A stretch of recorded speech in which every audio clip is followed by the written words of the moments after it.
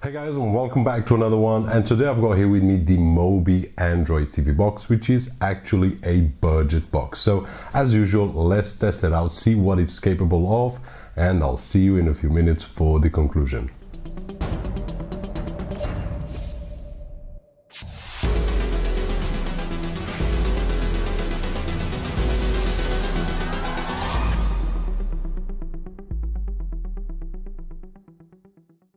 And here we are with the Mobie Android TV box, and on this particular case it features the Amlogic S805, the Mali 450 quad-core GPU, 1GB of DDR3 RAM and 8GB of NAND flash storage.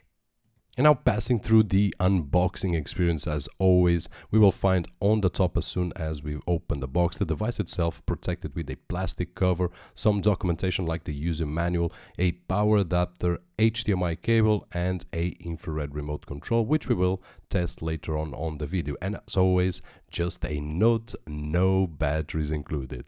And now looking at the front of the device, the only thing that we will find is that glossy plastic, and of course when we turn the device on it will show us a light. Now this is the first machine that I see with a white light, which is dim, but being white makes it a little bit stronger than it should. Nonetheless, when we turn the device on it will feature that light, and when we put it on standby mode it will go completely off, so I guess that will be alright.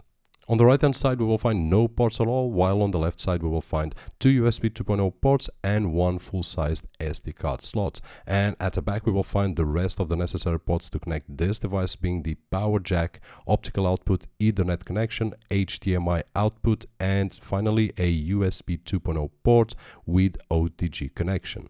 Finally, at the top we will find a black matte plastic, and on the bottom we will find a full-size rubber feet, which is actually nice, and also a reset button.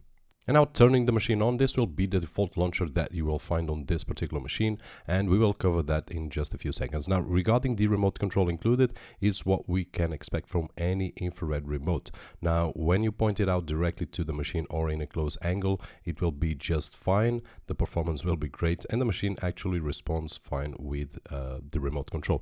But once you put in a off angle it will not capture the signal. So my advice here, always spend a few more bucks, euros, pounds, whatever money you have in your country and get a wireless remote control. Now any wireless remote control will do a better job, a much better job than any infrared remote control. And the one that you are seeing on screen is just an unbranded remote control, wireless of course, and as you can see it just works fine.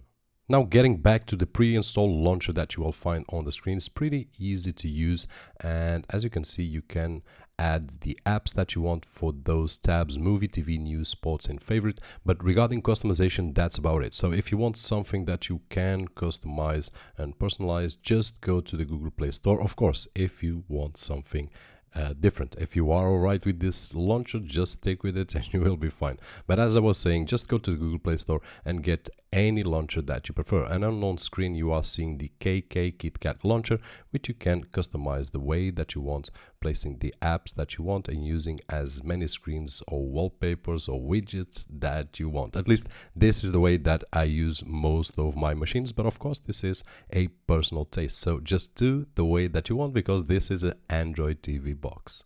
Now moving along to the usual benchmarks, here we are with the Wi-Fi speed test of roughly 10 meters away from my router, and we are getting roughly 4 megabits of download speed and 10 megabits of upload speed. Changing to the Ethernet through a power line adapter, we can get 40 megabits per second on download and 20 megabits per second of upload. Which, by the way, the power line adapters that I'm using at the moment are the Zixel Mimo Gigabit adapters. And if you want to watch a full review with some speed tests and a overall look, just check the video description or the YouTube card on the right top corner of this video. Moving along with our benchmark scores, on Geekbench 3 we got a single core score of 365 and a multi-core score of 841. On Antuntu roughly 8800. Epic Citadel with 24.2 frames per second on average, and 3D Mark II benchmark, which is really heavy benchmark, this device could not run. Now this is not a surprise because this is not a gaming machine. And although this is not a gaming machine, you know me, I like to test out the devices to see how far we can go with this. So my feedback here is, if you are looking for a machine that is capable of streaming, but also you would like from time to time to do some light gaming, my advice would be to change the resolution to 720p, and you will actually be able to play some light gaming, not demanding games, but light gaming. And the games that I did test successfully with acceptable results were the Cars game, as you could see on screen, and also the Despicable Me. Now, if you are thinking of running high demanding games, this is not the machine that will do that, but for casual light gaming, actually on 720p is very acceptable. And now let's go for the video playback and media streaming experience, which is what this device is meant for. And this device comes with KODI pre-installed version 14.1, and I also run 14.2, which is at the moment the latest version available on KODI website. And the results, as you can see on screen at 1080p, are very good indeed. Now, if you are looking for a machine just for streaming or video playback at 1080p, which is the maximum resolution of this machine, then this machine will do a great job.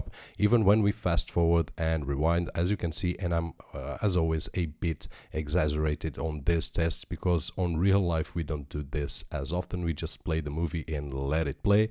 But in here, as you can see, everything flows really fast and with no problems, no freezes whatsoever, no bugs, so everything was just perfect.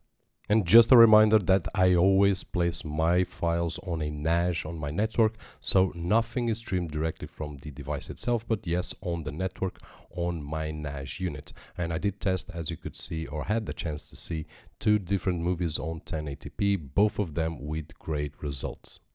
And I'm moving to the final test on this machine, which is the mirroring capabilities of this device. And for that, I always use the AirPin Pro, which is a paid premium app. Costs roughly about €3.5, but on my opinion, of course, totally worth it and works across all the platforms.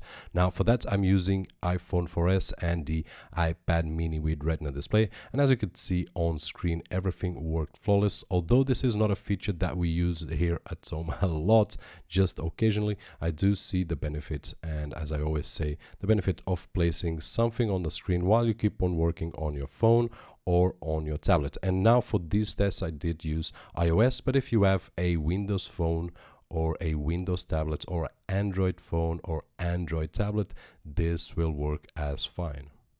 And now for the final test, I'm mirroring my wife's iMac, which contains all our photo library, and we like to stream slideshows on the fly to the living room TV through one of the Android TV boxes available. And for this last test, I'm using the iPhoto, which is not iPhoto anymore, it's called the Photos app. It was iPhoto until recently. And going to the point, or the feedback that I can give you here, testing out 3 different slideshow types, the 2 which were a bit more light worked just perfectly, and the last one that was a bit more heavy, well, not was, it is a bit more heavy, the device is just not able to run it 100%. Now it gives you some freezes, some glitches, as you can see on screen, so the overall experience is not that bad. So you can play some light slideshows, having in mind that heavy slideshows will not be able to play. And we have reached the end of another one. Hope that you guys enjoyed the video, and if you did so, don't forget that thumbs up over there. Now let me share with you the things that I did like the most and the things that I did like the less on this Mobie Android TV box. And I would like to mention first the price. This is a budget box, so having that in mind, I will have to mention something here, which is when we're doing or when we're purchasing things on budget, we will have some restrictions, and those restrictions you saw on the video, especially if you are looking for a machine for gaming, which I will cover that in a bit. But price is one of the selling points of this machine. Now, the second thing that I would like to mention is root. This machine is comes rooted from factory, so you can install any app that you couldn't if it wasn't rooted, or you would have to root yourself. So this is a great thing. Also, I'd like to mention the great video performance of this machine on 1080p. As you saw, it is very responsive. Once KODI is open and you have done all the configurations telling the machine where your files are, and in my case, as you know, I've got everything on my NAS, the device will work great. Now, I would also like to mention that although this machine is not meant for gaming, if you don't mind to use some casual light gaming from time to time, and I will explain why I say from time to time in a few seconds, at 720p you will be able to do some light gaming.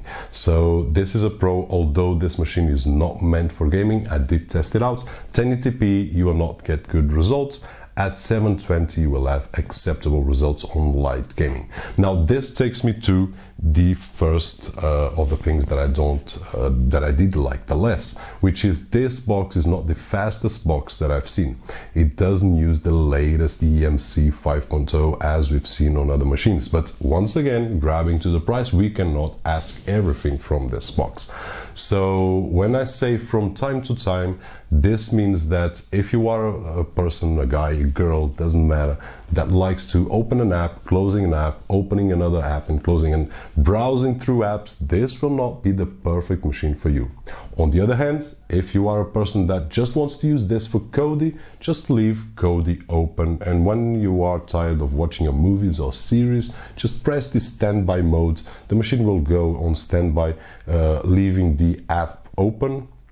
And once you want to see another movie, just press the standby mode once again, and when it opens it will have your KODI application open, and this means that you will lose no time, because as I said, the drive is not very fast, so it will take time to boot, it will take time to open apps, and this is something that you will have to consider. Well, once again, you will have to say or to think about the price and the performance of this machine, which is quite balanced in my opinion, of course. Now, the last thing that I would like to mention is regarding the performance on the mirroring. It was great on mobile devices and on tablet.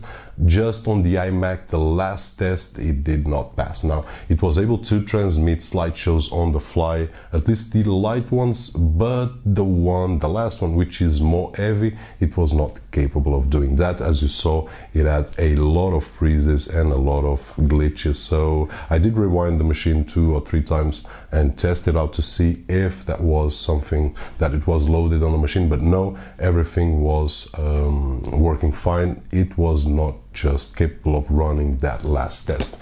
And this being said, guys, that is it. So hope that you enjoyed this video, and hopefully this video will help to decide if this is a machine for you or not, depending on the price, and of course depending on the things that you want to do with the machine, because sometimes we don't need machines that have all the bells and whistles. If you just want a machine for streaming video, this one is the one that you can consider to put on your list. So having that in mind, my name is Roberto Jorge, and I'll see you on the next one.